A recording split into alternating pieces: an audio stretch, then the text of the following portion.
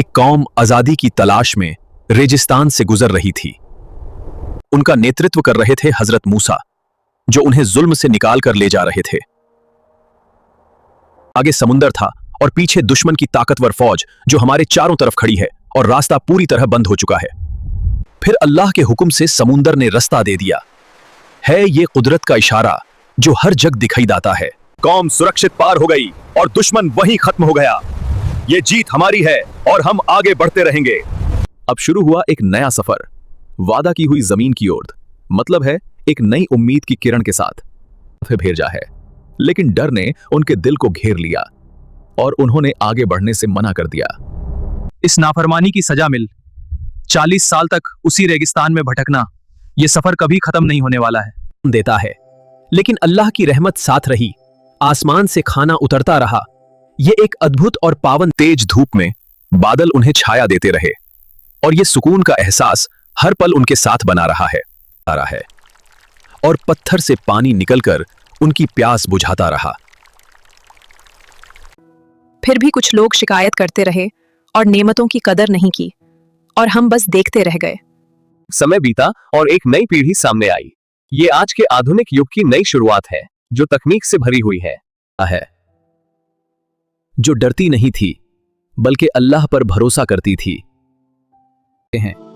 और आखिरकार वही लोग उस जमीन तक पहुंचे। सब्र करने वाले ही कामयाब होते हैं।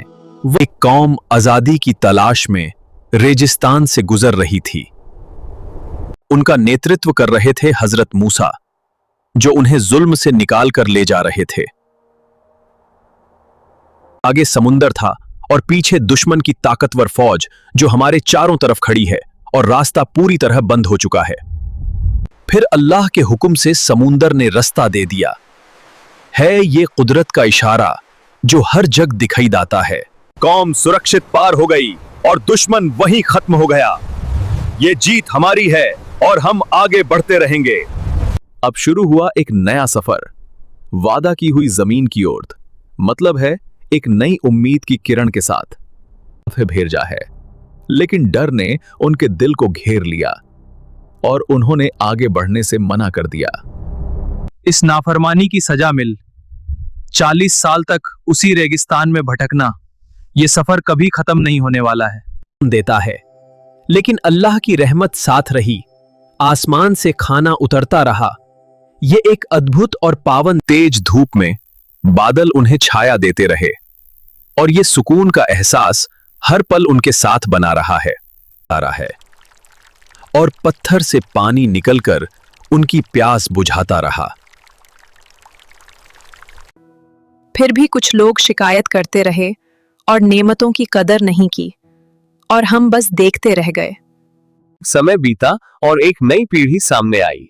ये आज के आधुनिक युग की नई शुरुआत है जो तकनीक से भरी हुई है, जो डरती नहीं थी बल्कि अल्लाह पर भरोसा करती थी। और आखिरकार वही लोग उस जमीन तक पहुंचे। सब्र करने वाले ही कामयाब होते हैं।